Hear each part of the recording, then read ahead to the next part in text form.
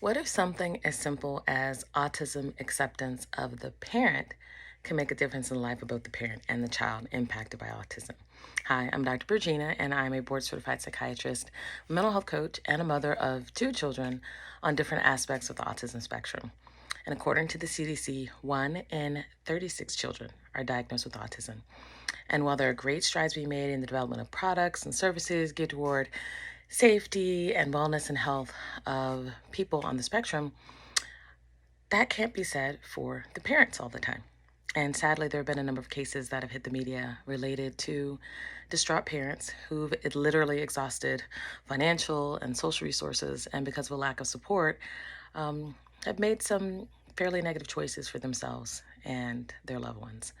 Now, those are obviously extreme cases, and many parents of children with autism report undergoing negative life change after the diagnosis, increased stress, development of their own health problems. But the meme is still very popular. I am a mom of a child on the autism spectrum, and I cannot die.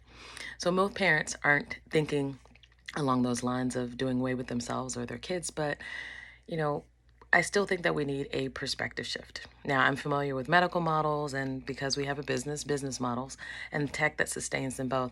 But despite medical training at renowned institutions like Hopkins and Mayo, I will tell you that I've gotten overwhelmed with information, not sure where to turn or what to do for my loved ones. And I wish someone had distilled the most important concepts down into one place, rather than having to search dozens of websites and attending seminars and spending thousands of dollars for that next miracle.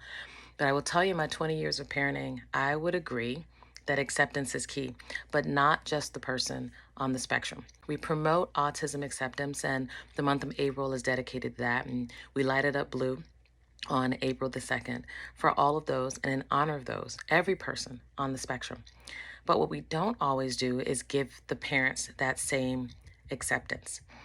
Now, I will tell you that just as recently I was watching, or rewatching rather, an episode of Good Doctor, a show I actually really like.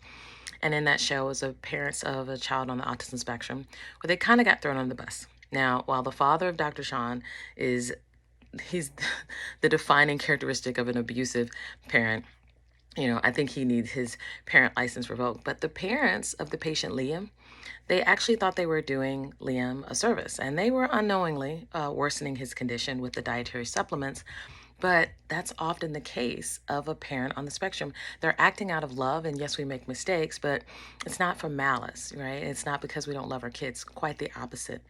I do think that parents need the same understanding that we give our kids, our children on the spectrum, and they need to be provided with information because it's an overwhelming diagnosis at time, and there should be comfort during the grieving process.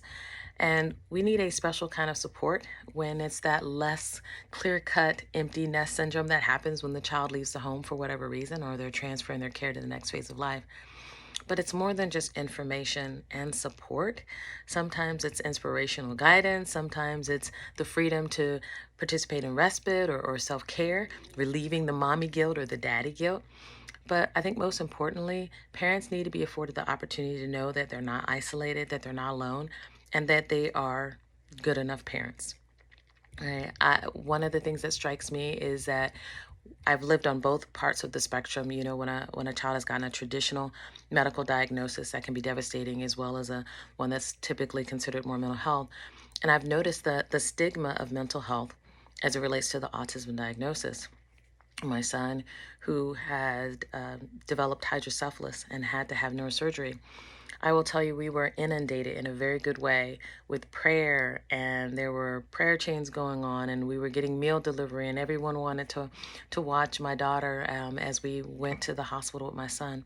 We received so much support during that time. But during the time my son was diagnosed with autism, it wasn't the same kind of support. Almost the same way that, people give an outpouring support when someone's going in the hospital for surgery or having a baby, or they've been diagnosed with heart problems and had a heart attack. They get cards and well wishes. But what about when you're told that a person's parent was attacked by their child, or their child had to be hospitalized on a mental health ward, or they had to go into inpatient care or long-term care? What do you do then? Do you give flowers and cards? Do you go visit? it's kind of different, and I think it can be awkward, so we don't really know what to do. Now, don't get me wrong. There are joys that I've never seen before, or never known, when I see my kids' faces light up with a new understanding when they've accomplished something, especially when it's been really hard for them.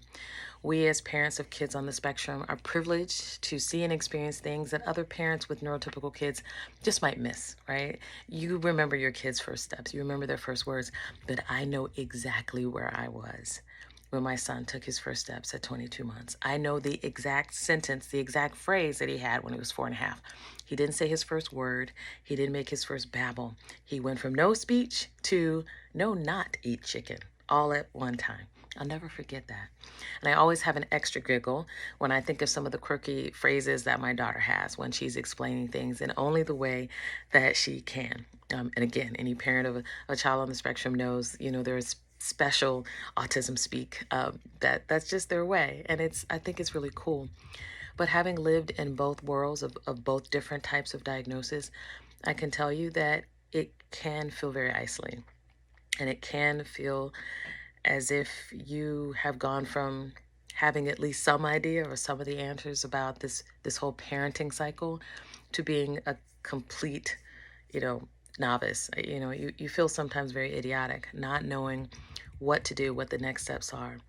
So parents need the same kind of support and acceptance that we give those on the spectrum, sometimes a little bit more, if we're going to stay sane and healthy and help put the oxygen mask on our kids after we ourselves have put the oxygen mask on ourselves. So do me a favor. When you see a parent of someone on the spectrum, give them a word of encouragement and light it up blue for both of them. So thank you for listening, and I hope you have a very blessed day on purpose. Take care.